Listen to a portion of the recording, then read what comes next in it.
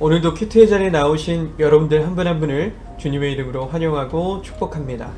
오늘 우리가 함께 나눠볼 큐트의 제목은 하나님께서 큰 일을 행하셨다입니다. 오늘 우리에게 주신 하나님의 말씀은 시편 126편 2절의 말씀인데요. 우리 한 목소리로 함께 읽어보도록 하겠습니다. 그때에 우리의 입에는 웃음이 가득하고 우리의 혀에는 찬양이 찼었도다. 그때에 문 나라 가운데서 말하기를 여호와께서 그들을 위하여 큰 일을 행하셨다 하였도다. 아멘. 자, 이제 오늘 말씀이 또 어떠한 성경적인 배경들을 가지고 있는지 성경 해설을 통해서 함께 알아보도록 하겠습니다. 우리 함께 읽어보겠습니다. 시골길을 가다 보면 굽이굽이 돌아가는 길을 만날 때가 있습니다. 앞에 산이 막혀 있거나 건너지 못하는 지형이 있어서 그것을 돌아가느라고 길이 굽어진 것입니다. 굽어진 길은 직진으로 가는 길보다 느리지만 그래도 그 길 가운데 기쁨과 생각지도 못한 것을 얻어갈 때가 있습니다. 주변 자연환경을 해치지 않으면서 충분히 주변을 돌아볼 수 있는 여유, 또 무언가에 막혀 있다면 돌아가면 된다라는 지혜도 얻을 수 있습니다. 우리의 인생도 마찬가지가 아닐까 합니다. 우리도 삶을 살아가다 보면 도저히 앞으로 건너가지 못하는 때가 찾아오는데 그때 우리의 인생은 굽이굽이 돌아가야 하는 순간을 마주합니다. 그러나 돌아가는 길이라 할지라도 그 길 가운데 하나님께서 우리와 함께 하시면 그 길과 그 시간마저도 하나님께서는 허투루 보내지 않게 하십니다. 오늘 말씀도 포로로 끌려갔던 이스라엘이 그 굽이굽이의 시간들을 보내고 귀환하게 되는데 그 직후의 상황을 회상하는 장면입니다. 당시 최강국이었던 바벨론이 페르시아에 의해서 멸망을 하게 됩니다. 그리고 페르시아의 왕이었던 고레스 왕이 포로로 잡혀온 이스라엘 유다 사람들을 다시 돌아가라고 귀환 명령을 내려준 것입니다. 포로 귀환이 아주 기적적으로 일어났습니다. 하나님께서 주신 놀라운 기적입니다. 이러한 상황 앞에서 당시 사람들은 도저히 일어날 것 같지 않았던 기적이 일어나서 마치 우리는 꿈을 꾸는 것 같았다라는 표현을 사용합니다. 그리고 이어지는 2, 3절에 공통적으로 하나님께서 큰 일을 행하셨다라고 하는 표현이 사용되는데 상상할 수도 없는 놀라운 일이 일어났기 때문에 그들은 하나님께서 정말 큰 일을 하셨다라고 그 은혜를 고백할 수밖에 없었습니다. 이 기적 앞에서 웃음이 끊이질 않았고 기쁨이 차고 찬양이 흘러 넘쳤습니다. 오늘을 살아가는 우리도 기적 앞에서 꿈을 꾸는 것 같은 삶을 살아가는 방법이 있습니다. 그것은 오늘 이 하루 가운데 감사를 마음껏 표현하는 것입니다. 오늘 내게 주어진 일들을 하나님 앞에 감사로 표현하면서 살아간다면 이 날이 바로 기적의 날이고 감사의 날이 되는 것입니다. 아무리 좋은 일이 일어나도 기뻐하지 않고 찬양하지 않는다면 그 기적이 아닌 것처럼 될 수도 있습니다. 우리의 삶 가운데 하나님께서 주시는 은혜들이 참 많이 있습니다. 그런데 너무나 당연해서 놓치고 살아갈 때가 많습니다.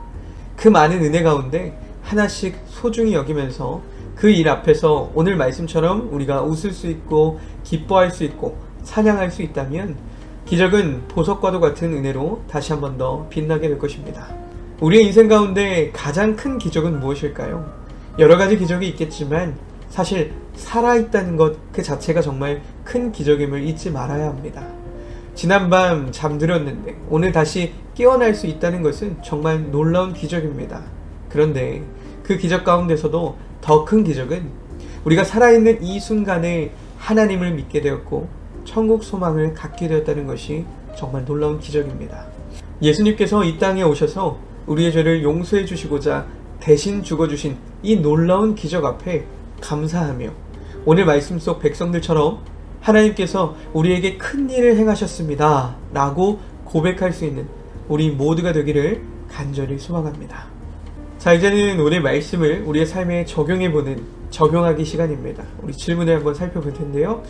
하나님께서 내 인생에 베푸신 가장 큰 은혜는 무엇인가요?